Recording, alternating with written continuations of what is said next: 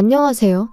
아나무인의 시댁 식구들 때문에 결혼한 지 7개월 만에 남편과 헤어진 30대 여성입니다. 진짜 이런 이야기는 어디 막장 드라마에나 나오는 줄 알았지. 제 이야기가 될 줄은 꿈에도 상상을 못했네요. 어디서부터 이야기를 시작해야 하나 싶은데 두서가 없더라도 들어주시면 감사하겠습니다. 사실 이미 헤어졌고 어느 정도 정리가 되긴 했지만 제 얼굴에 침 뱉기 같아서 친구들한테 허심탄회하게 털어놓기는 쉽지 않더라고요. 저는 미대를 졸업해 현재 패션회사 디자인팀에서 근무하고 있습니다만 제 동기나 선후배들 중에는 순수미술의 길을 가는 이들도 많이 있어요. 그리고 그런 이들 중 한 선배가 강남에서 처음으로 개인전을 하게 되었는데 저한테도 시간 날 때 한번 보러 오라고 하더라고요. 그래서 기왕이면 오픈하는 날 꽃이라도 사들고 가서 축하해줘야겠다는 마음으로 참석하게 되었는데 그때 남편과 처음 마주쳤습니다. 듣자 하니 선배랑 고등학교를 같이 다녔다고 하대요. 아무튼 남편 쪽에서 먼저 연락처를 물어봤는데 평소라면 솔직히 거절했을 테지만 선배 친구라니 거절하기가 좀 껄끄러웠어요. 그래서 설마 별일 있겠냐는 생각으로 알려주고 말았는데 그게 시작이었네요. 전시회 이후로 한 달쯤 지났을까? 모르는 번호로 연락이 왔어요. 전화는 아니고 문자로 그때 인사했던 누군데 기억하냐 뭐 그런 내용이었죠. 그런데 사실 저는 그 무렵엔 남편의 존재를 거의 잊고 있었거든요. 그래서 그런 문자가 반갑기보다는 당황스러울 뿐이었습니다. 하지만 역시나 이번에도 선배 친구라니까 나름대로 매너 있게 상대를 해야겠더라고요. 그래서 잘 지내셨냐와 같은 간단한 안부로 대답을 대신했어요. 그런데 남편이 자기가 며칠 있다가 저희 회사 근처에 올 일이 있는데 그때 만나서 식사나 같이 하면 좋겠다대요. 이때는 솔직히 좀 생각을 했죠. 내가 이 사람이랑 밥까지 먹어야 하나 싶기도 하고 한편으론 이거 데이트 신청인가 싶기도 하고 그래서 고민 끝에 선배에게 연락해 실은 이런 일이 있는데 어떤 사람이냐고 물었어요. 그랬더니 선배 말이 사람이 성실하고 괜찮은 사람이라며 원래 그렇게 여자한테 쉽게 관심 보이고 그러는 타입이 아니니 한번 만나봐도 나쁘지 않을 거란 식으로 이야기를 해주더라고요. 그래서 그럼 선배만 믿고 한번 나가볼게요 하고는 남편과 정식으로 첫 만남을 가졌습니다. 연락처를 물어볼 때도 그리고 문자에서도 어째서인지 당당함이 느껴지던 남편이었지만 막상 만나니 긴장을 한 건지 말도 좀 더듬고 떠는 게 느껴졌어요. 그리고 저는 오히려 청산유수 같지 않은 그의 태도가 마음에 들대요. 아무튼 그날의 만남 이후로 저희는 누가 먼저랄 것 없이 연락을 주고받기 시작하며 서로를 알아갔고 계절이 바뀔 무렵에는 어느샌가 연인 사이가 되어 있었습니다. 그리고 그렇게 사귄 지 3년 만에 결혼 이야기까지 주고받게 되었죠. 사실 남편과 저는 식성도 비슷하고 취미도 비슷했지만 무엇보다 서로를 가깝게 느낄 수 있었던 건 두 사람 다 아버지가 안 계셨거든요. 일단 제 이야기부터 해보자면 저희 아버지는 제가 중학생, 친정오빠가 고등학생일 때 교통사고로 세상을 떠나셨어요. 그리고 그때 슬펐던 거야 뭐 말로 표현을 하자면 정말 끝도 없죠. 생각난 김에 하는 이야기지만 그날은 제 생일을 일주일 앞두고 있던 날이기도 했어요. 그래서 아침부터 제가 아버지한테 내 생일 때 이것도 하고 저것도 하자며 엄청 떼를 썼거든요. 그러자 아버지께서 그때까지 엄마 말 잘 듣고 오빠랑 사이좋게 지내면 생각해볼게 하셨는데 그게 저한테는 지금도 아버지가 남기신 유언처럼 가슴에 남아있네요. 아무튼 그런 대화를 마지막으로 아버지가 돌아가셨으니 제가 얼마나 큰 충격을 받았을지 상상이 되실까요? 지금도 그때 생각을 하니 또다시 심장이 터질 것 같네요. 물론 지금 제가 그런 이야기를 하자는 건 아니고요. 아무튼 그래도 아버지 돌아가시고 나서 저희 가족이 경제적으로 큰 고생은 안 했어요. 물론 위기가 있긴 했죠. 아버지가 하시던 사업을 하루아침에 전업주부이시던 어머니가 이어받으셔야 했으니까요. 하지만 아버지가 생전에 임직원분들을 잘 챙기셨다 들었거든요. 그리고 그 덕분에 저희 어머니께서 아무것도 모른 채로 대표 자리에 앉게 되자 다들 당신들 일인 마냥 두 팔 걷고 나서서 도와주셨다고요. 하지만 남편은 이미 헤어진 마당에 딱히 뭐라고 포장해주고 싶은 마음도 안 드네요. 일단 얼굴도 뵌 적 없는 분이지만 호칭이 마땅치 않으니 아버님이라고 하겠습니다. 남편이 말하길 아버님도 저희 아버지와 마찬가지로 남편이 어렸을 때 사업을 하시던 분이셨대요. 하지만 거듭된 사업 실패와 주식 투자로 결국 남편이 중학교를 졸업할 무렵엔 집안 사정이 매우 어려워졌고 이를 참지 못한 어머님이 먼저 이혼을 요구하셨나 봐요. 그리고 이후로 자연스레 남편이 가장의 역할을 도맡게 되었다는데 여기서부터 저는 솔직히 이해는 안 됐어요. 저희 집에도 오빠가 있었지만 어머니는 아버지가 돌아가셨을 때 오빠한테 공부 말고는 다른 부담을 주신 적이 없으셨으니까요. 남편은 자기 어머니가 이상한 게 아니라 저희 집은 돈이 있었고 자기 집은 돈이 없어서 그럴 수밖에 없었다고 했지만 여전히 이해는 안 됩니다. 게다가 더 이해할 수 없는 건 그렇게 어린 아들에게 가장의 역할을 맡겨놓고 정작 어머님은 왕년에 그 시절을 잊지 못해 친인척들에게 돈을 꿔 쇼핑을 하는가 하면 멋대로 동네 가게 외상을 지고 다니시기를 반복. 그리고 그렇게 어머님이 치고 다니신 사고에 뒤치다꺼리는 전부 다 남편 몫이었던 모양이에요. 하지만 이런 환경에도 불구하고 남편과 결혼을 결심했던 건 저와 결혼할 때는 이런 상황이 어느 정도 정리가 되어 있었거든요. 남편과 제가 교제를 시작하고 얼마 지나지 않았을 때 외조부모님이 돌아가셨다는 이야기를 들었는데 알고 보니까 어머님 앞으로 1억 좀 넘는 돈을 남겨주셨던 모양이더라고요. 그래서 그 1억으로 여기저기 빚지신 거 갚으시고 남편에게도 1,000만 원을 주셨다는 거예요. 학자금 대출 갚는데 보태라면서요. 그래서 제가 남편한테 이렇게까지 말은 안 했지만 어머님이 정신을 차리셨나 보다고 다행이다 싶었죠. 그런데 제가 너무 큰 기대를 했던 걸까요? 돌이켜 생각해보면 이미 결혼 전부터 어머님의 언사는 도를 지나쳤었고 정상이 아니었어요. 그때는 그저 아들 가진 어머님의 귀여운 유세라고 생각하고 아버님이 안 계시니 어머님이 좀 더 세게 나오시나 보다고 생각하고 그랬는데 진짜 시간을 돌릴 수만 있다면 제가 제 머리를 쥐어받고 싶은 심정입니다. 시작은 상견례 자리에서부터였어요. 사실 저희 친정에서는 남편 가정 형편이 워낙 어려운 것도 알고 있었고 그래도 다행히 저희는 능력이 되니까 결혼을 허락해 주신 거였거든요. 그런데 그런 와중에 어머님께서 적어도 뭐랄까 미안해 하실 수는 있잖아요. 아무것도 못 해줘서 미안하다, 고맙다 이런 인사치레 정도만 해주셨어도 얼마나 좋았겠냔 말이죠. 하지만 어머님께선 정말 고개 빳빳이 드시고는 나는 나 먹고 사는 것도 힘들어서 해줄 수 있는 게 없다. 시동생도 하고 싶은 게 많다는데 하나 뒷바라지도 못 해주고 있으니 어쩌겠냐 하시며 솔직히 어쩜 저렇게 당당하실 수가 있나? 제가 다 민망하더라니까요. 게다가 결혼식장을 정하면서도 어머님의 불만은 끝이 없었습니다. 일단 저희 어머니가 사업을 하시다 보니 결혼식 규모는 제 의사와는 상관없이 어느 정도 크게 올려야만 했어요. 그리고 위치 또한 저도 남편도 서울에서 직장 생활을 하고 있었으니 서울에서 하는 게 맞다고 생각했고요. 그런데 어머님께서는 어머님 형제들이 다 충주에 사시니 결혼식을 충주에서 해야 한다는 억지를 쓰시질 않나, 그렇게 못할 것 같으면 버스를 대절해 달라질 않나, 들어오는 축의금 또한 당신이 뿌려서 수거하는 돈인 만큼 하나도 손 떼면 안 된다고 하시질 않나. 결혼식 당일날 보니 어머님 보고 온 하객은 30명도 안 되는 눈치였는데 말이에요. 그리고 결국 이때 저희 어머니께서 도저히 이 결혼은 못 시키겠다 하셨습니다. 그리고 저도 저희 어머니 뜻대로 하려고 했어요. 제가 이렇게까지 욕을 먹어가며 홀대를 받아가며 어머님 비위를 맞춰드려야 하는 건지 한마디로 현타가 왔었거든요. 그런데 남편이 저한테는 따로 말하지 않고 저희 어머니 회사로 찾아가 어머니 앞에서 무릎을 꿇었던 모양이에요. 자기 어머니가 돈에 한이 맺히신 분이라 그렇다며 장모님이 한 번만 이해해 주시면 안 되겠냐 하면서, 그리고는 자기 어머니 때문에 제가 마음고생하는 일은 없도록 자기가 정말 중간에서 똑바로 처신하겠다고요. 게다가 남편은 저희 오빠도 따로 만나서 정말 죄송하다고 자기가 잘하겠다고 연신 허리를 숙여댔다니. 그래서 결국 저희 가족들이 그래도 남편 하나는 제정신이구나 생각하고 마음을 겨우 돌렸던 거죠. 저도 그런 남편의 정성에 한 번 더 믿어보기로 했던 거고요. 이후로 결국 저희는 서울에서 식을 올렸습니다. 버스는 대절해드렸지만 축의금은 식대정산하고 남은 것만 돌려드렸어요. 그랬더니 어머님이 당신 돈을 저희가 멋대로 썼다며 내용 증명을 보내시겠다는 억지를 쓰셨는데 이때는 저도 너무 짜증이 나서 그러세요 했더니 싸가지가 있네 없네. 그리고는 저더러 찾아오지도 마라.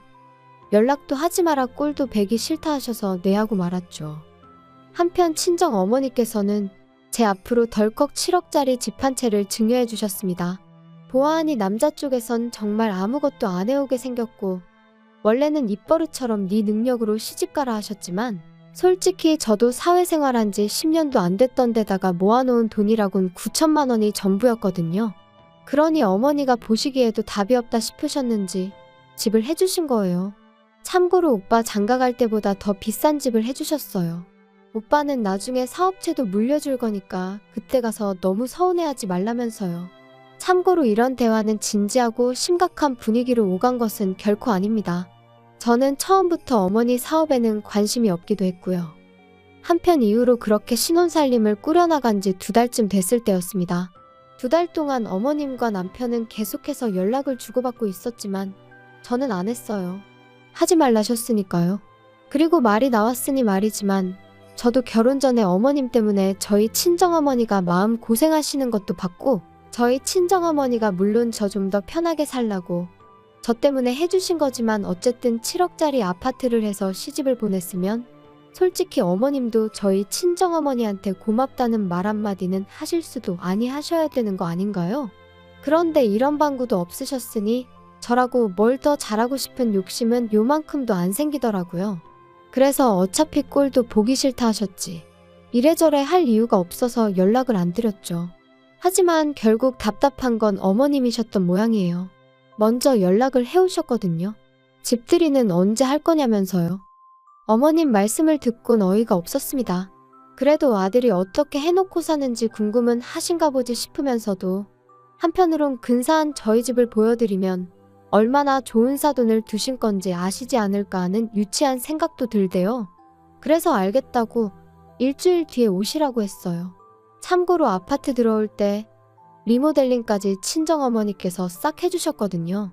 덕분에 현관부터 거의 호텔 같은 느낌이 나죠. 주말이 와도 밖에 나가고 싶은 생각이 안 들 정도로 너무 멋지다니까요. 아무튼 금세 시간은 흘러 약속한 집들이 날이었어요. 그런데 오시라곤 했지만 솔직히 제 마음이 다 풀린 것도 아니었고 저도 맞벌이를 하다 보니 음식을 한다거나 그럴 시간이 없더라고요. 그래서 집들이 전용 뷔페를 불러 세팅을 했고 그렇게 어머님과 시동생을 맞았죠. 그랬더니 역시나 음식을 직접 안 했다는 것부터 흠을 잡으시대요. 하지만 저희 어머님도 집에서 음식 안 해 드세요.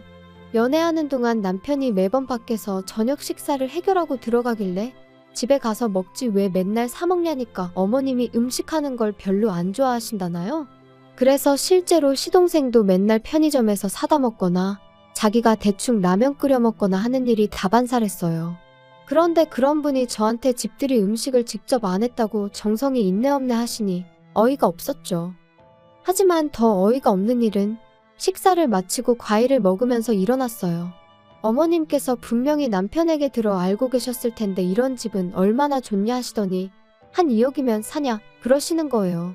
아무리 세상 물정 모르신다고 해도 서울에 2억짜리 아파트라니. 순간 짜증이 좀 났지만 꾹 눌러 참으며 7억에다가 세금 내고 리모델링해서 실제로는 8억 정도 들지 않았을까 싶어요 했습니다. 그랬더니 어머님이 뭐? 8억? 아이고 돈이 썩어나네 썩어나. 그래서 니들만 이렇게 좋은데 사니까 밤에 잠도 잘 오고 좋냐? 시애미한테는 한번 전화를 해야겠다는 생각도 안 들고 말이지? 어머님이 하지 말라고 하셨잖아요. 그런데 했으면 또 화내셨을 거 아니세요? 그러자 잠깐 정막이 흐르고 어머님은 갑자기 나오지도 않는 눈물을 쥐어짜내며 끄끄거리는 소리와 함께 아들 둘 사람 구실하게 키워놓으면 나도 좀 사람답게 사는 날이 올려나 싶었는데 장남이 돼서는 혼자 살겠다고 이렇게 나가서 지만 번 듯한 집에 산다고 참 서글프다. 그러자 시동생이 거들듯이 또 한마디 했어요. 그러니까 형한테만 올인하지 말랬잖아. 이제 와서 누구 탓을 하겠어? 근데 형수도 그러는 거 아닙니다. 우리 형이 원래 이렇게 이기적인 사람이 아니거든요. 아무튼 할 말은 많은데 참는다. 참어. 근데 전 당황스러웠던 게 올인이나마나 남편이 자기 입으로 말하길 어머님한테 금전적으로 도움을 받은 건 그때 1,000만 원 받은 게 전부라고 했어요. 일단 대학에 들어간 이후로는 생활비부터 학비까지 아르바이트에 학자금 대출로 충당했고 덕분에 휴학과 복학을 반복해서 졸업도 거의 8년 만에 했다고 했거든요. 그런 와중에 시동생 용돈까지 챙겼다 들었고요. 그런데 도대체 뭘 올인을 했다는 거며 두 사람 다 뭐가 그렇게 서러운 건지. 하지만 남편이 보인 반응은 제 예상과는 전혀 달랐어요. 남편이 기껏 한다는 소리가 미안하다였으니까요. 자기가 정말 미안하다면서 방법을 찾아보겠다고요. 그리고는 조금만 참아달라고 그러는데 무슨 방법을 어디서 찾을 거며 뭘 조금만 참으라는 건지 내가 지금 꿈을 꾸나 싶을 정도로 옆에서 남편과 어머님이 나누는 대화가 현실감이 없더라고요. 그리고 그렇게 얼떨떨하게 어머님과 시동생을 보내고 뒷정리를 하는데 남편이 저더러 얘기 좀 하자더니 자기도 실은 근래 두세 달이 편하고 좋기만 했던 것은 아니랍니다. 자기만 이렇게 넓은 집에서 편하게 살아도 되나 죄책감이 들어서 괴로운 날들이 많았다나요? 어이가 없어서 그래서 나더러 어쩌라는 거냐고 물었어요. 그랬더니 그래서 자기가 생각을 해봤는데 어머님하고 시동생하고 여기서 지내게 하면 안 되겠냐는 거예요. 그래서 제가 지금 뭐 합가라도 하자는 거냐 나더러 어머님을 모시고 살라는 거냐니까 그건 아니랍니다. 그렇게 살면 서로 불편해서 어떻게 지내냐고 그게 아니고 그냥 이 집 자체를 그대로 어머님하고 시동생한테 내주자는 거라나요? 그리고 우리는 저희 어머니 회사에서 나오는 사택이 있지 않냐며 거기 가서 살자고요. 어이가 없어서 남편더러 지금 그걸 말이라고 하는 거냐 했어요. 내가 왜 우리 엄마가 사준 이 집을 어머님한테 내드려야 되냐고요.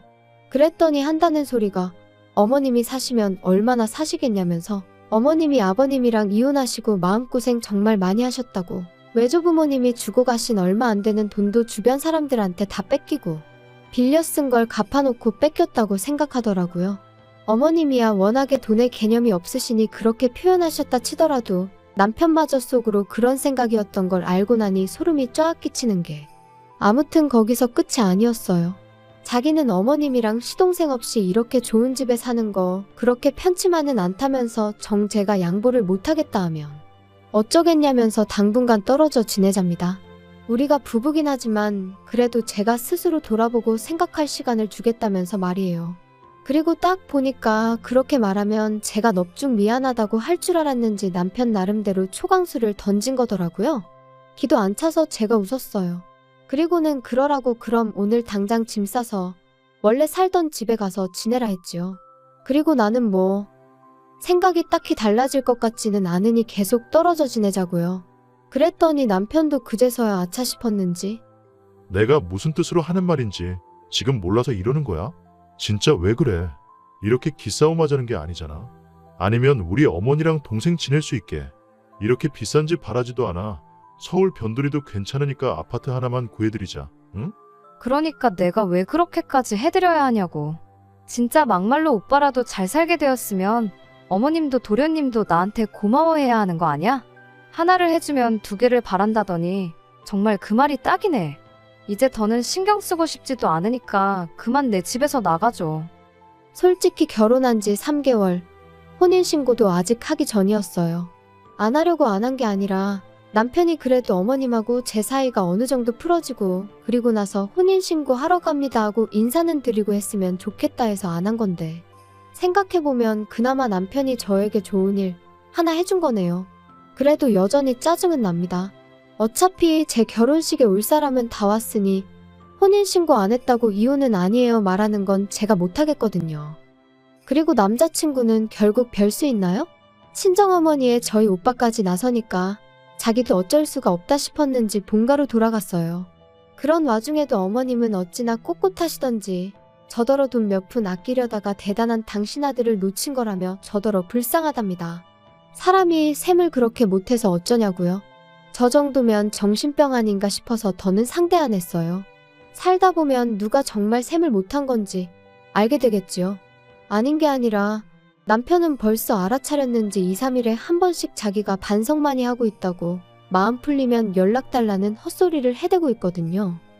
생각하면 할수록 제가 그때 결단을 내리지 않았다면 지금쯤 밑빠진 독에 물 퍼부으며 살고 있었겠다 싶어요.